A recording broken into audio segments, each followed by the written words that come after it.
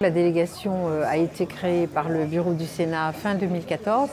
C'est le président Larcher qui a voulu que les entreprises entrent en dialogue avec le Sénat.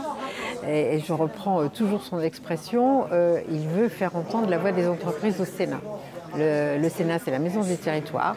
Dans les territoires, les entreprises sont extrêmement importantes puisque c'est elles qui apportent la richesse et l'emploi. Alors, ce qui est important de souligner, c'est que cette délégation du Sénat aux entreprises se déplace dans les départements.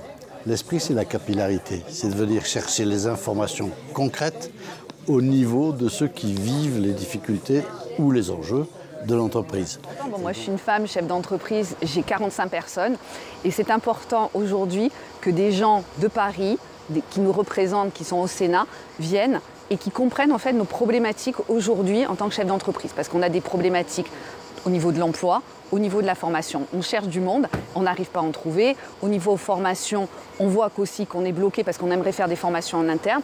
Donc il y a des messages à faire passer, comme la simplicité, simplifier les choses, simplifier les lois. La problématique des charges, qui est une problématique récurrente, c'est-à-dire que, par exemple, le président de l'UPE 06, du MEDEF 06, nous a dit qu'une entreprise a déjà, dans son fonctionnement, 120 charges qui pèsent sur elle, sans même avoir commencé à produire et à pouvoir engranger le moindre chiffre d'affaires. 120 charges fiscales. Alors, on a en effet entendu surtout le poids des normes, le fardeau administratif qui entrave les entreprises, on l'entend un peu régulièrement.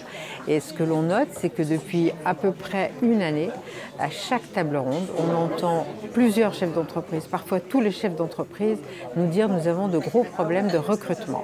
Donc il y a de vraies pénuries de personnel dans un certain nombre de secteurs d'activité, pas forcément les secteurs historiquement en tension comme hôteliers, restaurateurs par exemple, ou encore les secteurs du bâtiment. Soit dit en passant, s'ils n'avaient pas les travailleurs détachés, je pense qu'ils ne pourraient pas livrer leur chantier aujourd'hui, mais c'est maintenant vraiment dans toutes les filières. On a entendu le personnel de laboratoire, on n'en trouve pas. Évidemment, les métiers du numérique, alors qu'on va en avoir un besoin absolument énorme, sans tarder dans quelques années, aujourd'hui il y a une vraie pénurie. On ne trouve pas d'informaticiens, on se les arrache à prix d'or.